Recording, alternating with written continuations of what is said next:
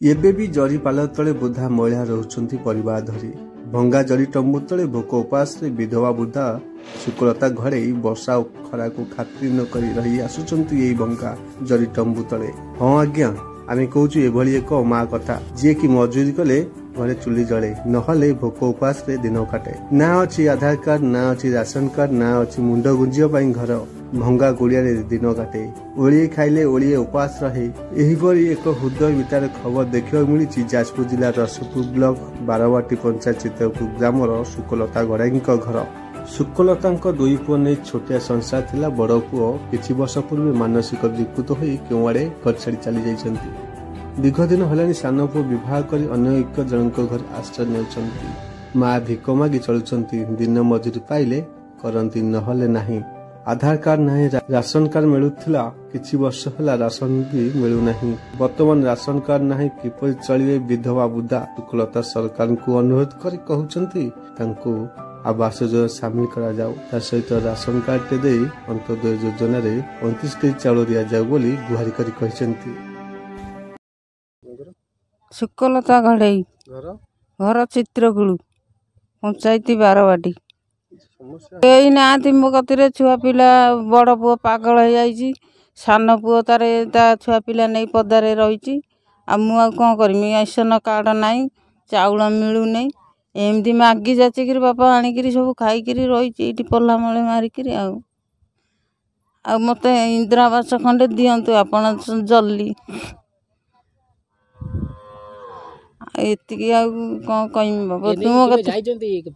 ବାପା ମୁଁ ଯାଇଥିଲି, ମୁଁ କାଲି ଆଜି ଯାଇଥାନ୍ତି ସରପଞ୍ଚ କତିକି, ଦେଖା କରିଥିନି। ସେ ତ କିଛି ହଁ କହିଛନ୍ତି ବା କହିଛି। ସେ କହିଲେ ତୁମେ ଆଧାର କାର୍ଡ କର, ମୋର ବି ଆଧାର କାର୍ଡ ନାହିଁ।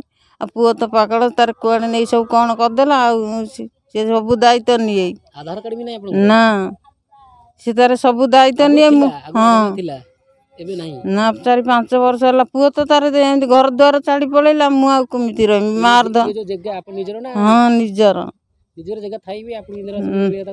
ନା, କିଛି ଗଭର୍ଣ୍ଣମେଣ୍ଟ ମୋତେ ଦେଇନି।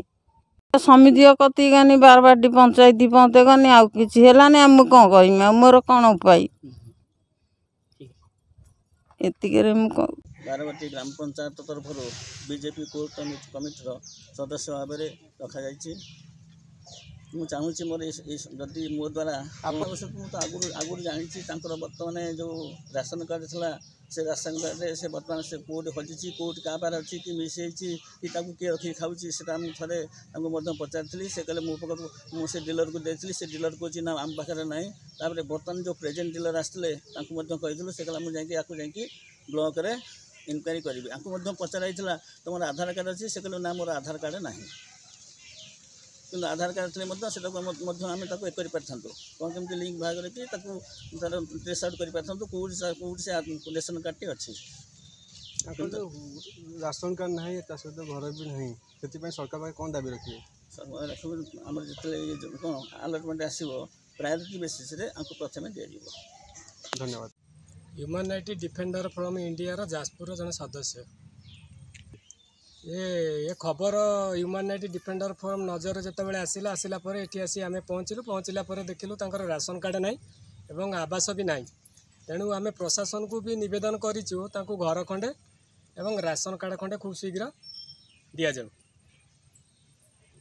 ବାକି ରହିଲା ଦେଖିବ ଖବର ପ୍ରସାରଣ ପରେ ସ୍ଥାନୀୟ ପ୍ରଶାସନ କ'ଣ ପଦକ୍ଷେପ ନେଉଛନ୍ତି। ଯାଜପୁର ବ୍ୟୁରୋ ଚିଫ୍ ନାରାୟଣ ରଥଙ୍କ ରିପୋର୍ଟ, ବଜ୍ର ଶପଥ।